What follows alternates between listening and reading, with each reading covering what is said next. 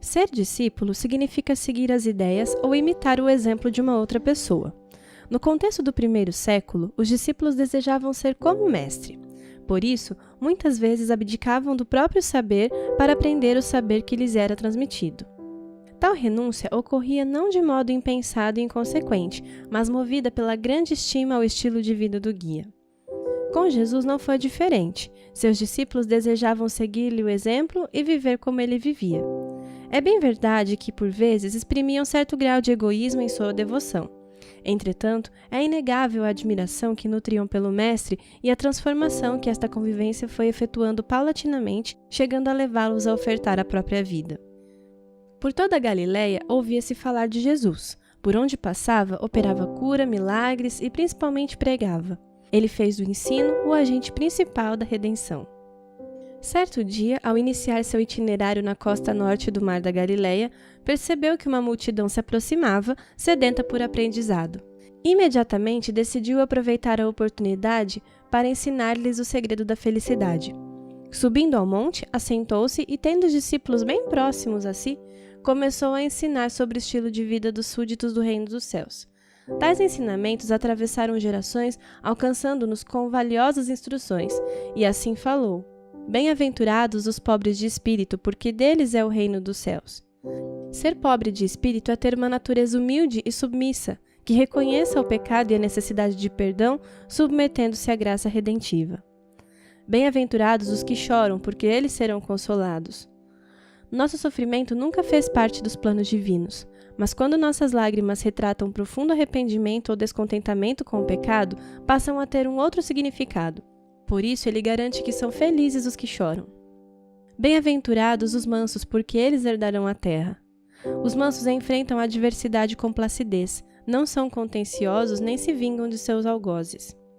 Bem-aventurados os que têm fome e sede de justiça, porque eles serão fartos. Vivemos em um mundo corrupto, impregnado pela maldade e desonestidade. Deus procura por homens que destoam desta realidade e procuram praticar a justiça, a honestidade e a integridade. Bem-aventurados os misericordiosos, porque eles alcançarão misericórdia. O fato da misericórdia do Senhor se renovar a cada manhã garante-nos a possibilidade de salvação. Como seus imitadores, temos o dever de usarmos de misericórdia para com o nosso semelhante.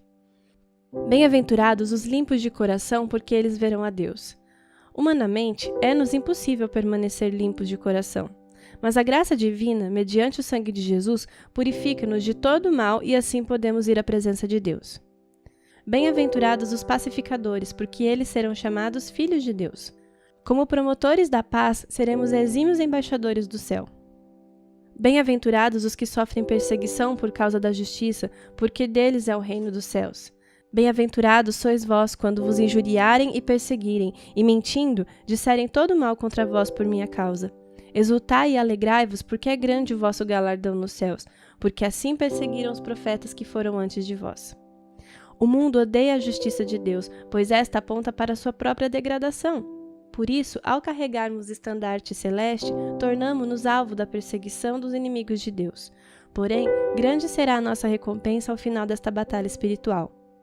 No Sermão da Montanha, Jesus apresentou o caminho da real felicidade e explicou como segui-lo. Temos nós desenvolvido tais características? Como seus discípulos, devemos andar por este caminho e levar outros a segui-lo. Decidamos hoje trilhar por essa vereda e que nosso testemunho possa atrair muitos a serem fiéis imitadores de Cristo. Os que se entregam à obra que lhes é designada não somente serão uma bênção a outros, como hão de ser eles próprios abençoados. A consciência do dever bem cumprido exercerá uma influência reflexa sobre sua própria alma. Decidamos hoje trilhar por esta vereda e que nosso testemunho possa atrair muitos a serem fiéis imitadores de Cristo.